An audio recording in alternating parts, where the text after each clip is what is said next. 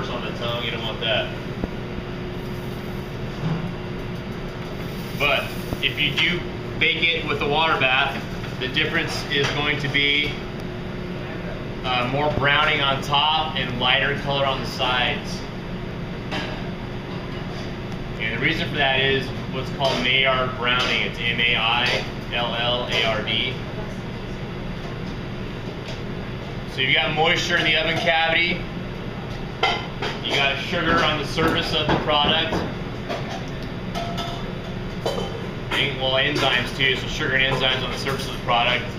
But definitely moisture as well, and heat. So what that's going to do is brown, not caramelize, that's different. It's going to brown the sugars. So the same thing as caramelization. So that's why with the water in the water bath, in the oven cavity, it's going to create a darker top and lighter sides. On the dry end, well, I should say this too. With the water bath, you're going to bake it at an even temp throughout. So in our case, it's 325.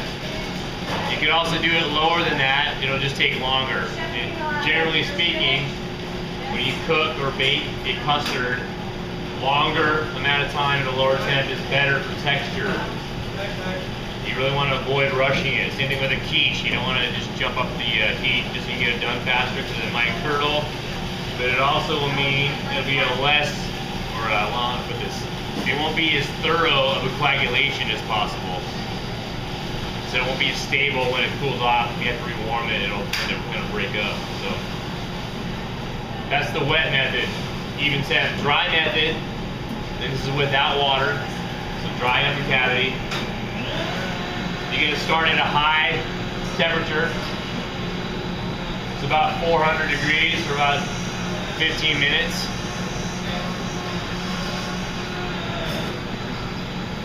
And then you turn the oven way down to about 250 or 200 to finish it. Now the timing on that will depend on different factors, so you got to test it. But the whole idea is kind of jump start the oven. You get the eggs started on that temperature rise, so you start to coagulate, but then not take it too far that it curdles. Okay? So a high temp initially for about 15 minutes, and then turn it really down low to let it finish. Now in that case, you'll have darker sides and a lighter top.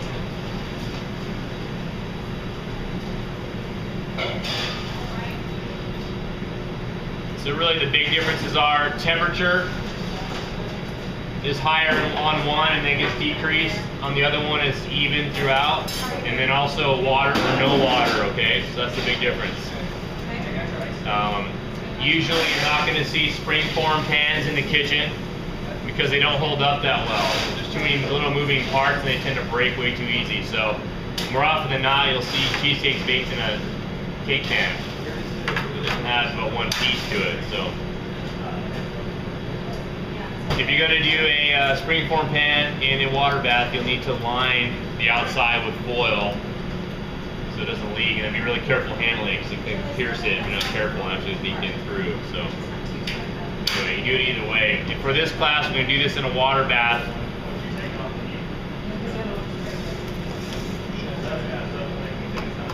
So the batter itself, I've already mixed mine, kind of saved some time for the demo, but general ingredients going in together and general procedure, bringing it all together. So I just start with warm cream cheese, okay? I make sure it is warm. Someone told me today that buttercream was out long enough today, it should be warm. Do not fall into that trap. Don't just think because time has passed that something's going to be ready and warm enough. It doesn't work that way. You have to test it. It could take less time, it could take longer, but don't rely on time alone, okay? Temperature also plays a role in that. I can't stress that enough. Because I hear that every class, almost every day. Well, it was out for an hour. Well, it wasn't ready, so make sure it's warm enough. Water bath it, put it in the microwave for a brief moment or two. I mean, do what you have to do, but don't rely on time alone, okay? That's really going to mess you up, set you back in the industry if you can't get that through and get used to that idea right now. So, this is already mixed with the eggs. I got my sour cream, my cream, or heavy cream, my vanilla, sugar. Okay, so that's all in there, it's been mixed, it's ready to go. do the eggs one at a time? Yes, I did. You don't want to break the emulsion, so add that liquid eggs in this case one at a time. Let them mix in first. A lot of scraping on this too, by the way. The paddle will catch a lot of cream cheese. It won't quite get mixed in unless you actively scrape. So not only the bowl, but also clean out the paddle. Okay. So again, make sure everything's warm. Even the eggs. Cream cheese definitely. Scrape a lot, the paddle and the bowl. So they'll be elusive. Once you start adding the eggs in there and you still have lumps in there, they're not going to go away. So before the eggs go in, cheese and sugar, that's the time to get the lumps out. But again, you stir it too long, even on stir speed, try to get the lumps out, you get too much air into it, so make sure it's warm. Alright? The crust itself, what I like to do is start with a cup of the crumb in a bowl, put a glove on one hand, watch the crumbs and the sugar in the bowl, put a glove on one hand, melt the butter either over bain-marie or in the microwave, it doesn't take very long.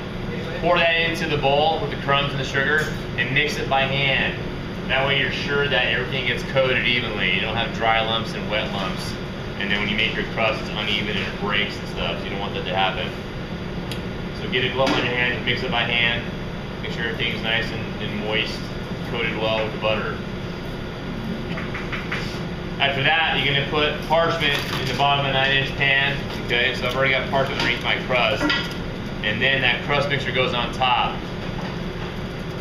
Now, you can flavor the crust if you want to. I've got a little bit of a dried thyme and cinnamon in mine. Just, you know, less than half a teaspoon. And really, it's thyme with just a little bit of a shake, but maybe an eighth of a teaspoon, so not much. So you can flavor it if you want to. You don't have to. But mix it all together and then put it on the parchment in the pan. I like to use a 1 cup measuring cup to kind of tamp it down. So I'll go up against the end of the pan and kind of really press it down. And I choose this because it's relatively small. Plus I can get my hand on it, put a lot of pressure on the crust. So around the outside and the center, try to make it as level as possible. But really get a good amount of pressure. This is where you're going to see if your crust is not mixed correctly. If you got a pocket of sugar or a pocket of butter, it's going to show up right here when you do this. Make sure it's an even color, and it's not cracking. If it is, you can still dump it back out in the bowl, mix it up a little more, and then put it back. It's fine. So anyway, once you tamp it down, you want to toast this for about 5 minutes in the oven. All you're trying to do is firm it up a little bit and drive out some moisture. But 5 minutes is good. You don't need it longer than that. You're not trying to get any color on it really, you're just trying to drive out a little bit of moisture, firm it up a little bit, okay? But get some good pressure on it when you tamp it down too. So that crust should be ready to go. As far as marbling goes, you want your finished batter here, you want a separate bowl. You're gonna pour a quarter of that batter in the bowl.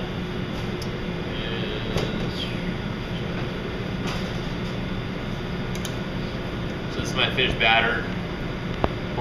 About a quarter of it, and then the rest will go on the crust.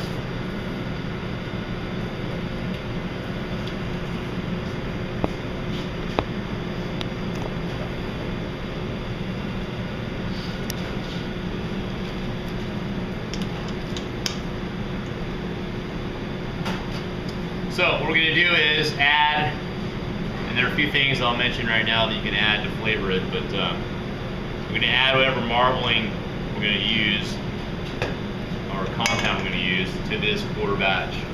So that can set up to the side for right now. We have a lot of these compounds in the kitchen, and they're really highly flavored, pretty strong, pretty potent, so you don't need very much. The maximum amount you want to add though to marble it is about a quarter cup, or 2 fluid ounces. Volume, not weight, so make sure you get that right. Volume, 2 fluid ounces or a quarter cup, okay? Reason being, as a custard, you're trying to set this up with egg. If you offset that in the balance by adding too much liquid for the egg to coagulate and firm things up, then it's going to be runny or loose. Okay, so basically if you add, right now it works as is, but you're going to add liquid to it. Granted, there's not much liquid in it, but you're adding liquid. So it's going to offset that egg liquid balance that's already in the batter, okay? So that's why you have a limit to how much you can add. Otherwise, you go over that, I think there's not enough egg in there to firm everything up. So you might have to go back and add more egg to compensate if you want to fix it. So, but highly flavored items like this compound, again, 1/4 cup, fluid ounce over 4 tablespoons. Think of it that way, it's the same thing. That's the maximum you want to add. But this, like I said, highly flavored, you might do 2 tablespoons and not 4. This is pretty strong stuff. I'm going to use a raspberry compound that I made. You guys are free to use it as well if you want to. It's pretty thick. It's almost as thick as that compound is there. But this is just cooked down, pureed, fresh raspberries and sugar, basically is all it is. And then I send it through a sieve so that there aren't any chunks or anything in it. So, to that 1/4 batter, just got a little bit of that. Now, we're going to marble this a little bit, ever so slightly, in this bowl. And then we're going to pour this into, or on top of that batter over there, and marble it some more. So I say that because you marble it too much over here, by the time you marble it a second time, you're going to lose all your stripes. Okay? But you also want to marble it enough that you've got kind of an intermediary. What that means is you don't have straight up custard right up against this and nothing in between, because it won't stick together, it'll crack, it'll separate on those lines. So that's why we marble it a little bit here first and then marble it a little more over there. So it's kind of like a mini folding procedure, just a little bit. You're going to draw a small offset, something like that, but just a very few turns, not very much at all. And then this goes on top of the batter in here in the pan.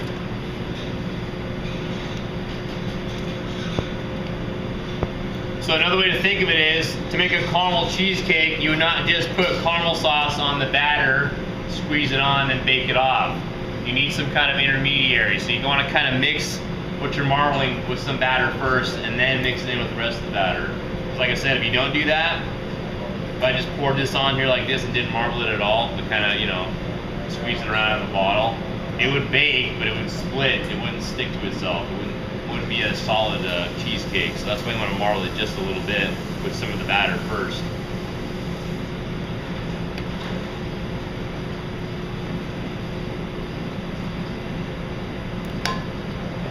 So again, marble it just ever so slightly, and then marble it some more over here.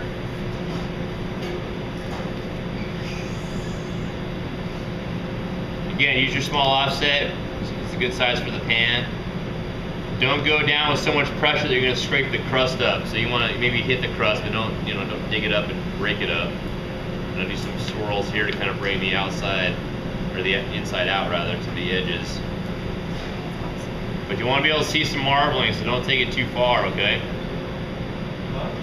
But on the other hand, you want to mix it just enough so it actually becomes a cheesecake and not a bunch of cracks on the top. So at this point, we're going to tap out the bubbles.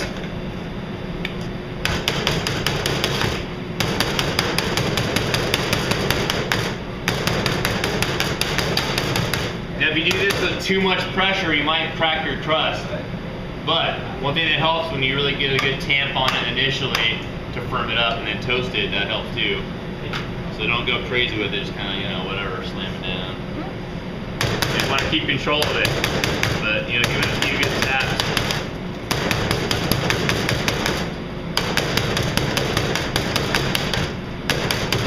And you might get all the bubbles out, get as much as you can out.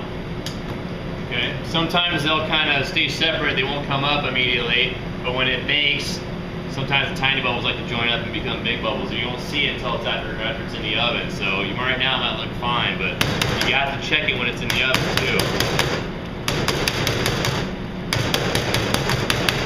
Big bubble right there. So you know, tap it until the small bubbles stop coming up for the most part. Tiny ones are okay, but like I said, as much as you do this, sometimes you won't catch them until after it's starting to bake. When it happens, you want to go in the side of the bubble with the skewer. And hopefully catch it soon enough, it'll kind of lay back down flat. If you catch it too late, it's going to form that little bubble and bake that way. It's not going to lay down, and it'll be darker too. It's more exposed to the hot air that way, so that's not going to change. So you want to catch them soon, pop it from the sides, hopefully it'll lay flat again.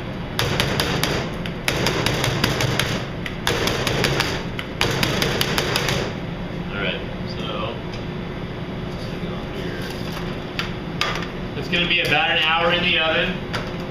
I would suggest turning on all the bottom ovens and then labeling them per your group, because these take a lot of heat out of the oven. So if you put everything in the deck oven, there's no way this will get done in time. Okay? I think no. Okay, so the time limit on these cheesecakes, as far as going in the oven, they have to be in by 4:15. So it gives it an hour and a little extra in case it needs it before we need to leave the kitchen, okay? So that's the cutoff. I'll write it on the board tomorrow as well. So this got to be in the oven by 4:15. So what that means is, immediately, if you haven't scaled out your cream cheese, do that first thing, flatten it in plastic wrap, get it in a warm spot so you start to warm up, okay? So by the time you're ready to mix, it's ready to go. So as I sit here, look at that, there's bubble coming up here. Pesky, alright.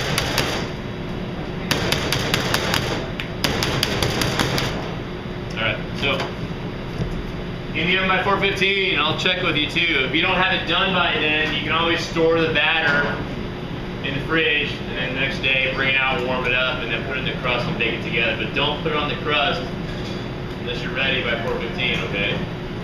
Alright. So this is going to bake at 325, like I said, for about an hour. I like to have some water ready to go. So I've got this pitcher of water. It's about, I don't know, about 3/4, roughly. Just sitting on a pilot light, keeping it warm. And you want to get it halfway up the side of the sheet tray.